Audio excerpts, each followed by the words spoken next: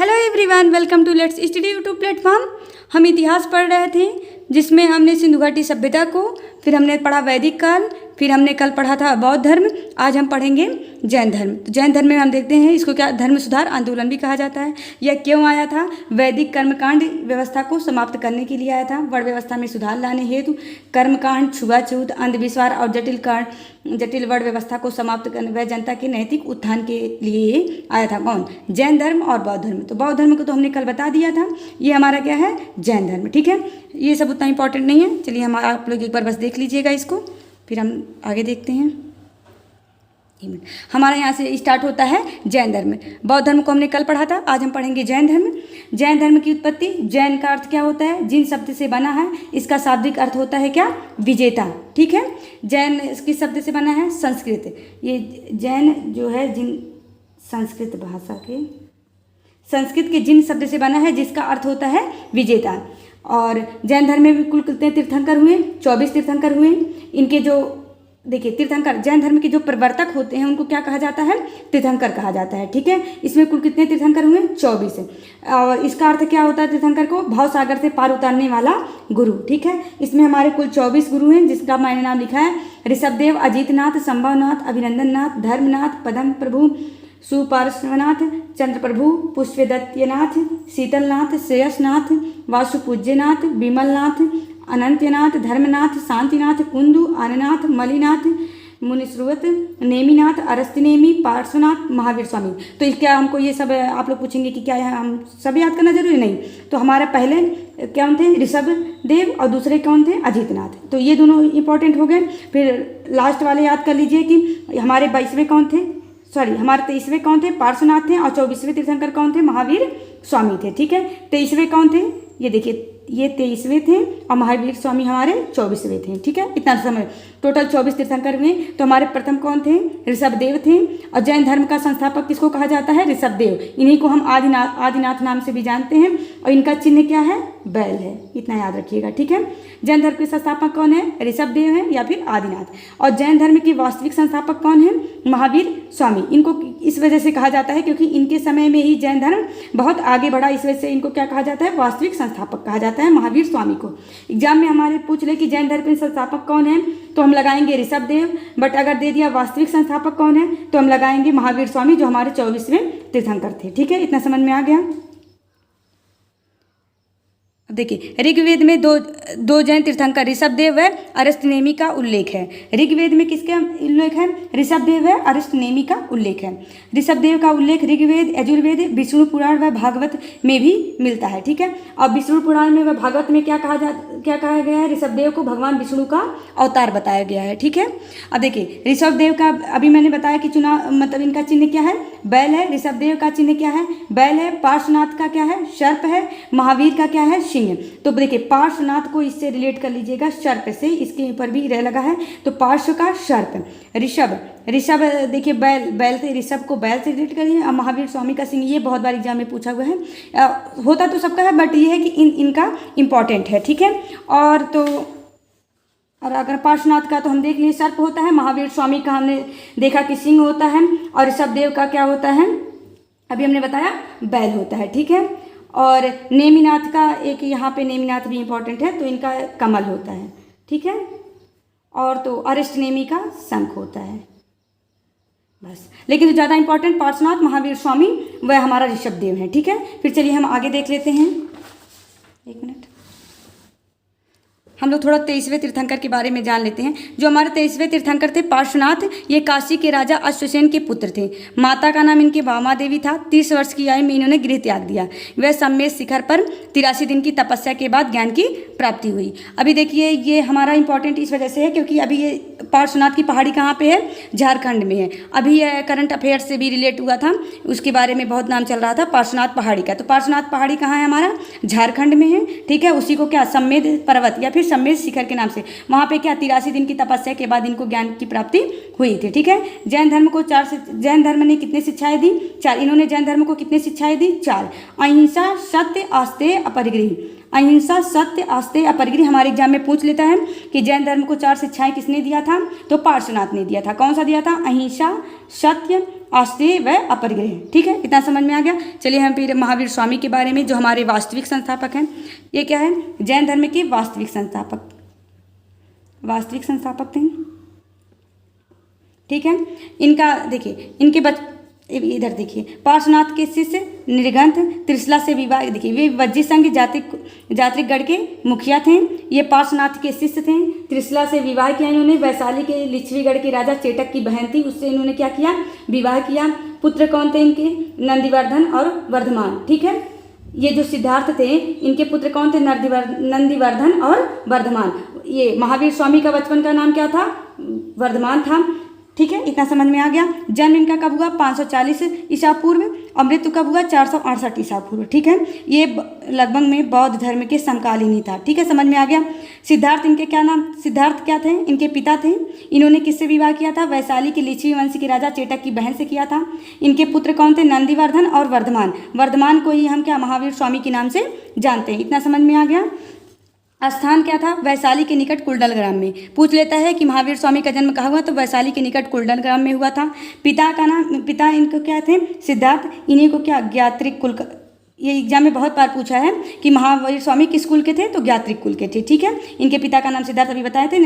वज्जी संघ जात्रिक गढ़ के ये मुखिया थे। ठीक है, माता का नाम त्रिशला था, जो लिच्छवी वंश की थी। ये भी पूछ लेता है इनकी माता किस वंश की थी? लिच्छवी वंश की थी। इनके पिता सिद्धार्थ ज्ञात्रिक कुल के थे। ठीक है, पत्नी यशोदा थी और पुत्री प्रियदर्शना। ठीक है, इनकी पुत्री का नाम क्या था? प्रियदर्शना। भाई कौन थे इनके? नंदिवर्धन, जो इनसे बड़े थे। इनका दामाद कौन था? जमाली। अर्थात इनकी पुत्री प्रियदर्शना की शादी किससे हुई थी? जमाली से हुई थी। ठीक है, इतना समझ में आ गया। पिता सिद्धार्थ, माता त्रिशला, पत्नी यशोदा। ठीक है, और इनके पिता का नाम सिद्धार्थ है। इतना समझ में आ गया। चलिए फिर आगे देखते हैं हम। 30 वर्ष की आयु में बड़े भाई से आज्ञा लेकर गृह त्याग दिए इन्होंने। ठीक है, ये क्या करते हैं? 30 वर्ष की आयु में बड़े भाई से लेकर गृह त्याग किया था। अभी मैंने बताया था बौद्ध महात्मा बुद्ध ने 29 वर्ष की आयु में छोड़ा था, ये 30 वर्ष की आयु में। 13 वर्ष की कठोर तपस्या के बाद रिम्बिग्राम रिजुपालिका नदी में, इसी को जाम्बिग्राम या फिर रम्बिग्राम भी कहा जाता है। तो जाम्बिग्राम रिजुपालिका नदी के किनारे इनको साल मतलब बरगद के वृक्ष के नीचे ज्ञान की प्राप्ति हुई। एग्जाम में हमारे पूछ लेता है किस नदी के किनारे? तो रिजुपालिका नदी के किनारे। और कौन सा वृक्ष था? साल या फिर उसी को बरगद वृक्ष के नीचे ज्ञान की प्राप्ति इनको होती है, जिसे क्या ज्ञान की प्राप्ति के बाद इनको क्या कहा गया? कैवल्य कहा गया। ठीक है, निम्न नाम ज्ञान प्राप्ति के बाद, देखिए इनके बहुत सारे नाम हुए किसके बाद? ज्ञान प्राप्ति के बाद। इनको ज्ञान प्राप्ति के बाद महावीर। इनके बचपन का नाम क्या था? वर्धमान था। अभी हमने बताया था, बहुत बार पूछा एग्जाम में। बचपन के नाम क्या था? वर्धमान था। उसके बाद इनका ज्ञान प्राप्ति के बाद क्या नाम हो गया? महावीर। कैवलिन, या कैवलिन का अर्थ होता है ज्ञानी पुरुष। जितेंद्रीय, अहर्त मतलब पूज्य, निर्ग्रंथ बंधनों से मुक्त। तो हमारे एग्जाम में पूछ ले कि कैवलिन किसे कहा जाता है?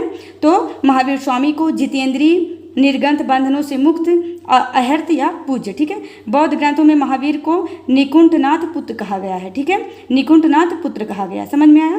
प्रथम उपदेश, इन्होंने अपना प्रथम उपदेश कहाँ दिया था? राजगीर या फिर राजगिरी में, जो हमारा बिहार में है स्थित विपुल चोल की पहाड़ी पर दिया था। पहला उपदेश कहाँ दिया? राजगीर में दिया था। ठीक है, और अभी मैंने बताया था महात्मा बुद्ध ने अपना पहला उपदेश कहाँ दिया था? सारनाथ में। इन्होंने अपना पहला उपदेश कहाँ दिया? राजगीर में। ठीक है, महावीर व अन्य तीर्थंकरों की जानकारी कहाँ से मिलती है? भाजबाऊ द्वारा रचित कल्पसूत्र से। कल्पसूत्र से हमको किसकी जानकारी मिलती है? महावीर व अन्य तीर्थंकरों के बारे में भी जानकारी मिलती है।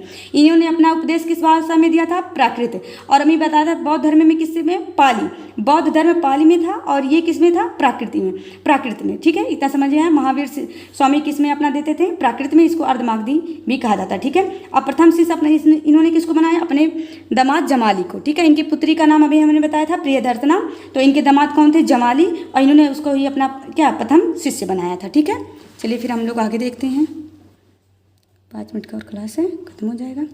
जैन धर्म में दीक्षित होने वाली प्रथम महिला कौन थी? चंपा नरेश दधिवाहन की पुत्री चंदना थी। ठीक है, कौन थी? चंदना थी, चंपा नरेश की दधिवाहन की पुत्री थी। ठीक है, इतना समझ में आ गया।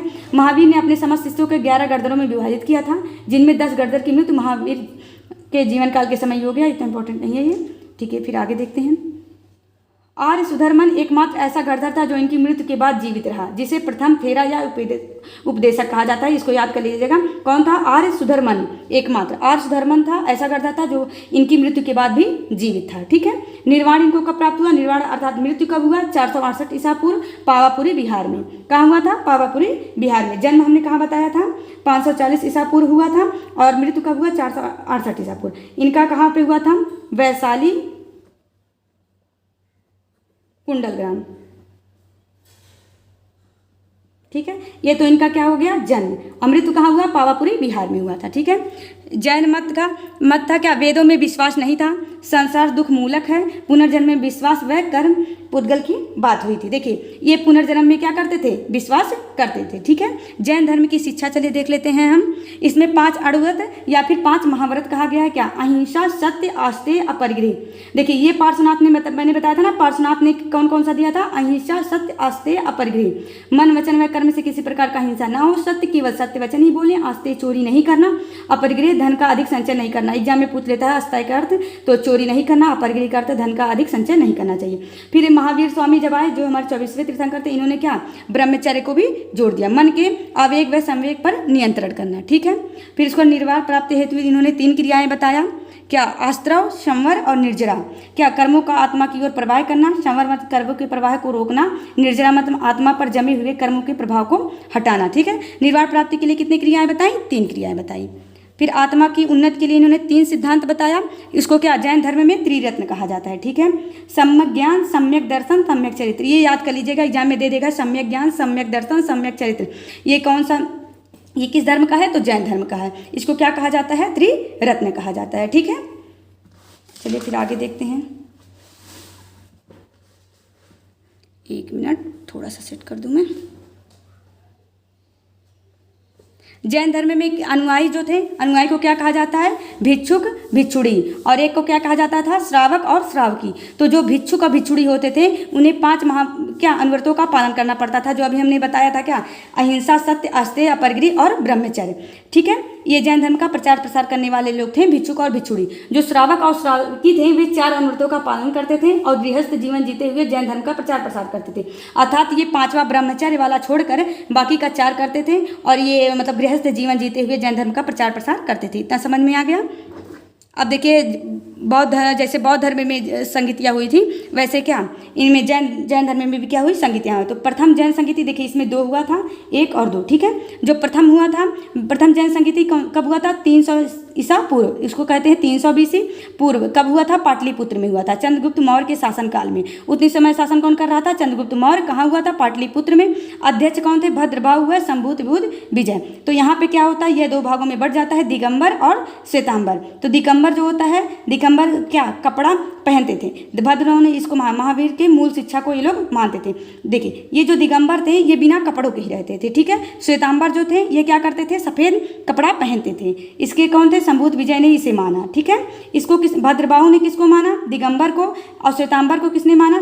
शंभुबुद्ध विजय ने माना। जैन धर्म में कुछ परिवर्तन करके। देखिए जो श्वेतांबर था ये जैन धर्म में कुछ परिवर्तन करता था, करके मतलब मानता था, और ये जो दिगंबर थे ये महावीर के मूल शिक्षा दीक्षा को ही मानते थे। ठीक है। ये जो जैन धर्म था ये बहुत ही कठिन परिश्रम वाला था। ठीक है। समझ में आया इतना? दिगंबर मतलब बिना कपड़ों के। ठीक है। और श्वेतांबर मतलब सफ़ेद कपड़ा ये पहनते थे। ठीक है। इसको स्थूल भद्र में माना, इसको भद्रबाहु ने माना। देखिए श्वेत, से श्वेत और से स्थूल भद्र, और श्वेत मतलब सफ़ेद कपड़ा पहनते थे। समझ में आ गया। और ये जैन धर्म में कुछ परिवर्तन करके मानते थे। ये बिना कपड़ों के, और ये दिगंबर, ये क्या थे? भद्रबाहु ने इसको माना था। समझ में आ गया। द्वितीय जैन बौद्ध संगीति कब हुआ था? 513 ईस्वी में हुआ था। ये गुजरात के वल्लभी नगर में हुआ। कब हुआ? 513 ईस्वी में। कहाँ हुआ? गुजरात के वल्लभी नगर में हुआ था। इतना समझ में आया। जिसकी अध्यक्षता किसने की? देवधर ने किया था। ठीक है। श्रमा सवर्ण ने की थी। ठीक है। इतना समझ में आ गया। अब चलिए हम आगे देखते हैं। जैन साहित्य को आगम कहा जाता है। जैन साहित्य को क्या कहा जाता है? आगम कहा जाता है। और फिर इसमें दुख के कारण को बताया गया, 4 चीज़ बताया गया, क्रोध, माया, मान, मन और क्या? लोभ बताया गया। ठीक है। और संलेखना व्रत, देखिए जैन धर्म में क्या कौन सा व्रत माना जाता है? संलेखना व्रत माना जाता है, जिसमें खाना पानी सब छोड़कर केवल क्या मतलब रहा जाता है। तो उसी संलेखना व्रत किस में आता है? जैन धर्म में। और अधिकतम किसने प्रचार प्रसार किया इसका जैन धर्म का? चंद्रगुप्त मौर्य ने किया। इतना समझ में आ गया। और मैंने बताया महावीर जो जन्म थे, इनका जन्म कहाँ हुआ था? अभी हमने बताया था कहाँ, कुंडलग्राम में हुआ था। मृत्यु कहाँ हुआ था? पावापुरी में हुआ था। जैन धर्म के संस्थापक ऋषभदेव बताए। वास्तविक संस्थापक मैंने बताया कौन है? महावीर स्वामी हैं। ठीक है। तीर्थंकर शब्द का अर्थ क्या हो? तीर्थंकर शब्द किससे संबंधित है? एग्जाम में पूछ लेता है, तो जैन धर्म से संबंधित है। और कल्पसूत्र की रचना किसने किया था? कल्पसूत्र के बारे में हमें बताया था, तो भद्रबाहु ने किया था। ठीक है। अब इतना समझ में आ गया आप लोग को। आप लोग इतना तैयार करिए, फिर बाकी मैं इससे रिलेटेड क्वेश्चन को करवा दूंगी। चलिए, ओके, बाय, थैंक यू।